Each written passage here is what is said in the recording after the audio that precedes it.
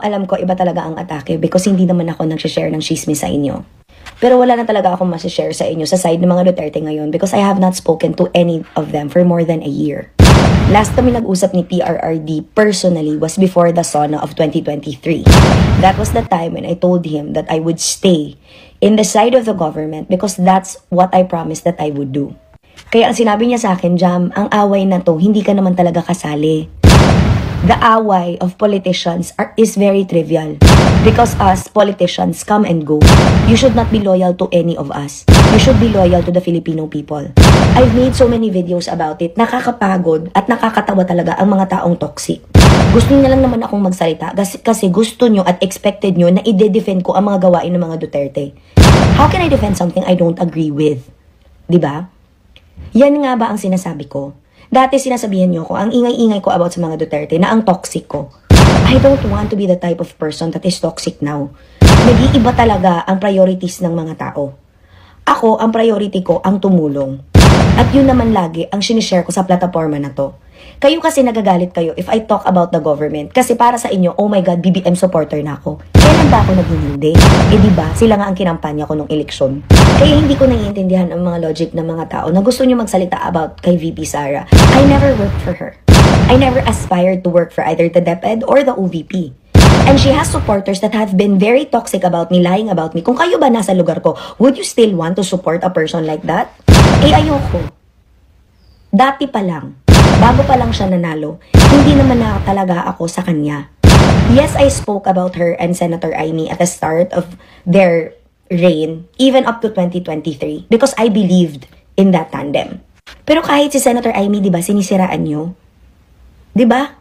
Sinisiraan nyo ang tao na never umalis sa side ni Ma'am Sara. That would even go against her own brother para protektahan si Ma'am Sara. Di ba sinisiraan nyo din? Sino may gusto niyan? Diba? Ako ayoko ng ganyan. Hindi ako humihingi ng pasalamat sa suporta ko ha. Pero hindi rin tama na sa lahat ng suporta ko, ang ibabalik sa akin that people would lie about me. At sa dinami-dami na nangyari sa akin at anak ko, sa side ng mga Duterte, I don't want to go back. And ay alam yan lahat ni PRRD. Alam yan lahat ni PRRD ang ginawa sa akin at sa anak ko. And kung kayo nasa lugar ko, you wouldn't be as loyal as you are now. There are very loyal supporters of the Dutertes that knew what happened to me. A handful of them, PRRD included. And I said and I promised to him, Sir, for as long as you are alive, I will not say anything about any Duterte, not even you. If I don't agree with what is happening now, I will tell you myself, and which I did that. It was so heartbreaking for me to get married na wala doon si PRRD. It was so heartbreaking for me to choose to get married in a silent ceremony somewhere na kami-kami na lang talaga. When in fact, kung hindi dahil sa away na to, he would have been there. Him and the speaker and Ma'am Yeda would have been there. Even Kuya Robin Padilla, who are closest to me. Ang kahirapan kasi sa mga tao na nag-aaway-away ngayon about sa politika. Nag-aaway-away kasi kayo kasi hindi naman kayo as close to the people that you are fighting for. Ako, in my position, I don't look at any of them as ano yun, artista na obsessed ako. Ano yun, love team na nag-break up, na pipili ako ng side. I felt sad for months because ayokong maipit. Ayokong maipit dahil finally nasa trabaho ako na masayang-masaya ako. Volunteer ako sa Tingog Party List. Ang kahirapan yan, galit na galit kayo sa isang bagay because nakakita lang kayo ng Romualdez, automatically maling-mali na. To think, ngayon lang naman nagsalita si Speaker at ang Presidente dahil sa sinabi ni VP Sara. And entitled sila doon. Ang kahirapan lang din kasi, gusto nyo na magsalita ako para pabor sa inyo. Hindi ako ganun. Ayoko na nagpapadikta. Tapos ngayon, ayoko magpadita, sasabihin nyo bayaran ako. Come to think of it, ibabalik ko nga naman talaga yan sa inyo. Ano nga ba talaga na iambag nyong mga tao sa akin? Nung naghirap pa ako at anak ko, di ba pinagtatawanan nyo ko? Nagbebenta ako ng barbecue at takoyaki, di ba pinagtatawanan nyo ko? Hindi ba you're the same people that supports the Dutertes now na forcing me to like your side? Ang toxic nyo. And yes, I used to be a part of the people that supports the Duterte so vocally. Pero it's not nice na kayong mga sinusuportahan ko din, kayo yung unang manginginsulto sa akin. Kaya ganun, di ba? Nung gamit na gamit nyo pa ang content ko, di ba? Tuwang-tuwa kayo. Pero ngayon naman na nahimik ako, gagawan-gawan nyo naman ako ng storya. Di ba diyan kayo magaling? Gawa-gawa ng istorya. Eh ako, hindi yan kaya ng pagkatao ko because I don't like fake news. I don't like fake news at all.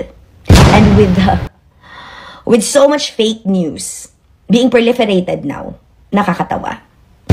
Oo, iba talaga ang atake pag ako ang nagsalita. Dahil ayoko pa din talaga ng fake news.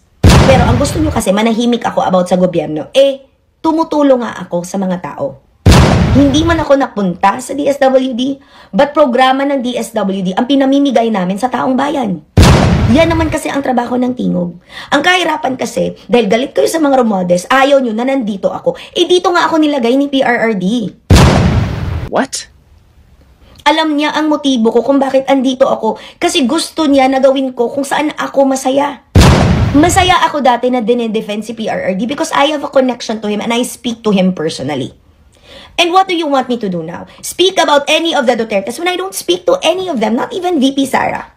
And I don't agree with what she is doing. So mali ko ba yun? If I choose to be silent? Why don't you go to the other people that are connected to her? Why don't you go to the pages of those people that work for her? Bakit andito kayo sa page ko? Oo, umiyak ako dati. Oo, maingay ako dati. Because dati yun. Do I advocate against them now? I don't. Nagsalita ba ako against them now? I won't. Because I made that promise to PRRD. Because what I have with him is an actual friendship. What you have with him is fanaticism. We are not the same. Ang hirap-hirap nun na ang tingog ang sinusuportahan ko dahil trabaho lang naman, walang personalan. Eh gusto nyo, mag-isip ako katulad nyo. Kaya nga nandyan kayo at nandito ako. Kasi ganyan kayo mag-isip. Nadadamay ang taong bayan sa away sa taas. Marami kami na naniwala, na naiipit. Ako, iniipit nyo ko. Dahil ayokong sumabay sa gusto nyo na content. Because ang gusto nyo na content, na i-defend ko si Ma'am Sara, eh hindi ko kayang gawin yun dahil hindi ko naman alam ang ginagawa niya. Dahil ayokong malaman. Dahil ayokong madamay. Hindi fair na nandito ako sa tingog. 'Di ba?